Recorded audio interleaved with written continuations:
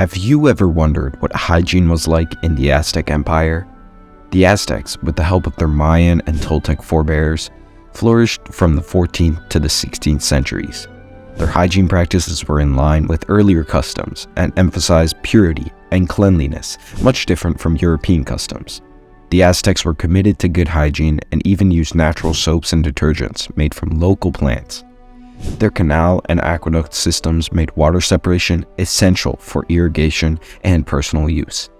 In this video, we will dive deeper into the Aztecs' hygiene practices, including their use of steam baths, perfumes, and their expertise in herbal medicine. When the Spanish first encountered the Aztecs in the 16th century, they were astounded by how different from European customs the Aztec methods for maintaining cleanliness and hygiene were. The Aztecs were committed to giving their people access to clean water because it was vital to their way of life. They created a network of canals that brought potable water to their major cities, including Tenochtitlan. These canals were used for transportations as well as for the provision of water. Plaster was used by the Aztecs to line their canals and keep them clean. They developed networks as well for clearing away trash and other debris. 2 mortar aqueducts were visible along one of the causeways leading to Tenochtitlan, according to Hernan Cortés. While one aqueduct provided drinking water, the other was used for cleaning. Water separation was essential for irrigation and personal use, and the Aztecs' canal and aqueduct systems made sure of that. The Aztecs were committed to good hygiene, and many of their homes featured temazcals, which are steam baths. Private baths were a part of the extensive water system in Aztec cities. In addition to exceeding the expectations of both their contemporaries and contemporary observers, the Aztecs' hygiene practices were woven together with both physical and spiritual considerations. Both cold and steam baths were customary among the Aztecs, with the latter being used only ceremonially. The temazcals, which were enclosed buildings without windows and had a heated floor that was cooled with water, were where these steam baths were held. The temazcals were used for a variety of things, including childbirth, healing, and purification following physical conflict. Tlalocan, the goddess of steam baths, was revered, and her statue was kept close by. The Aztecs used natural soaps and detergents made from a variety of local plants because they lacked modern soap. They created a lather from the copalchi and amali plants that could be used to wash clothes and bodies. The amali plant, which was used for cleansing, had qualities akin to those of the soap tree. As cleaners and soaps, other plants were also employed, such as the long, narrow amali reed.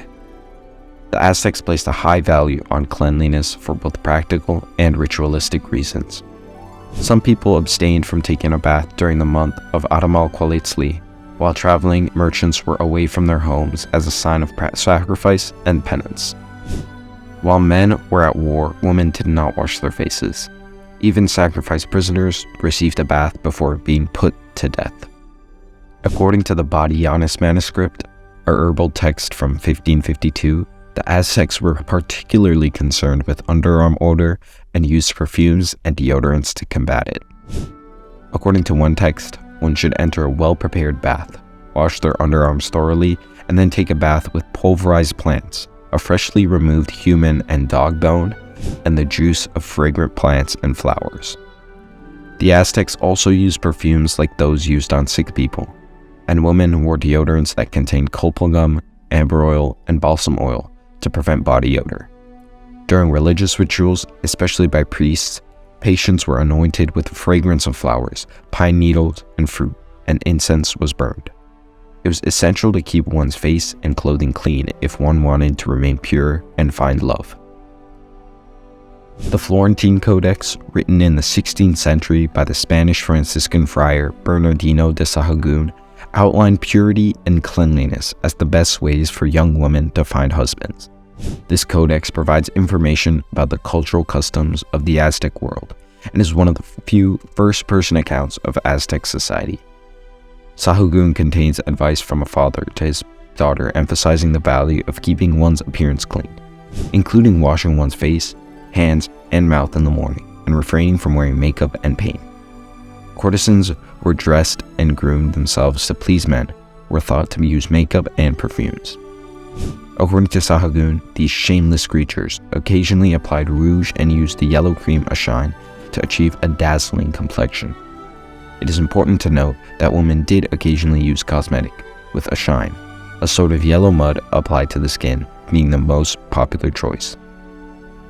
Aztec field doctors were skilled at tending to wounded soldiers and healing them more quickly than Spanish surgeons, and this was noted favorably by Spanish observers. Priests and healers used natural remedies like oils, herbs, and other products to treat a wide range of illnesses, demonstrating that these healing abilities extended beyond the battlefield to everyday life.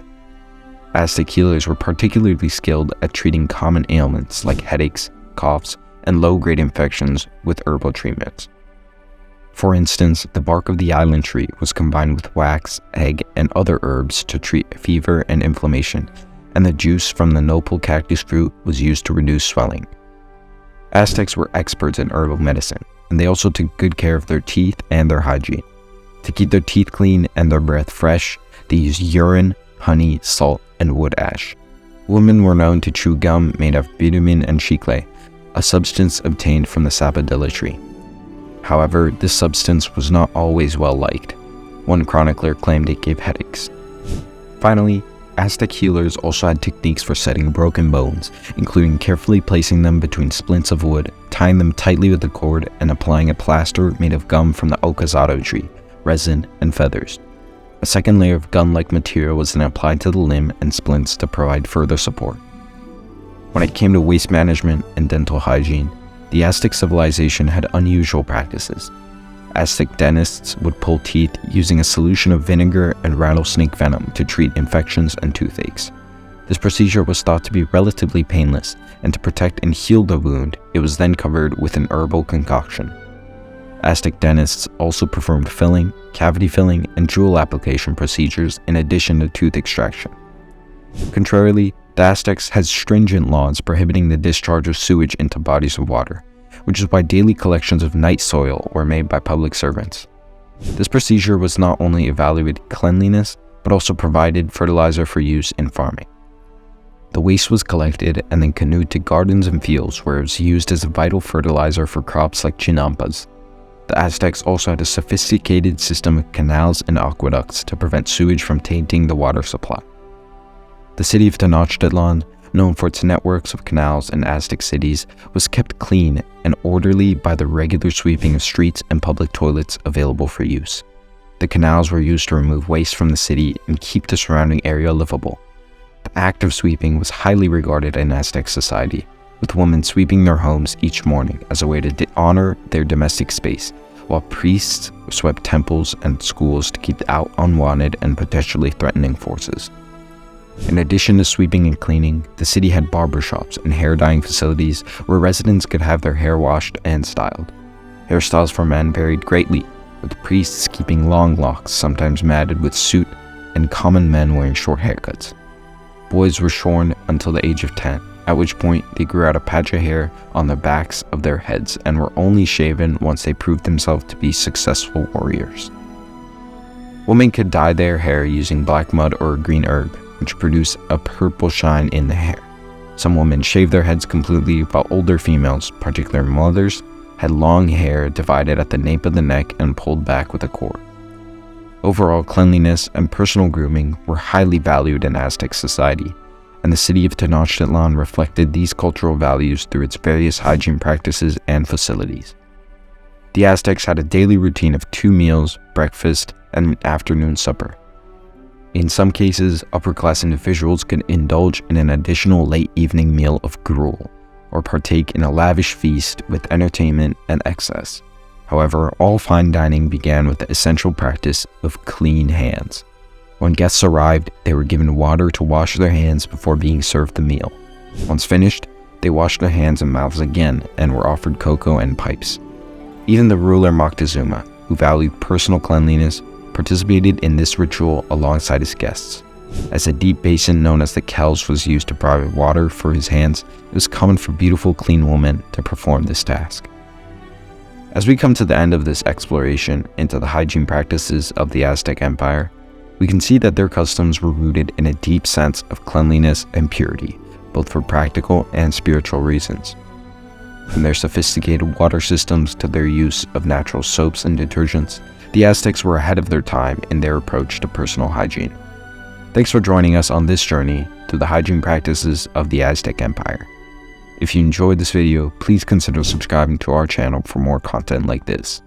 And don't forget to leave a comment below to share your thoughts and insights about ancient Aztec hygiene practices. Thanks again for watching, and we'll see you at the next one.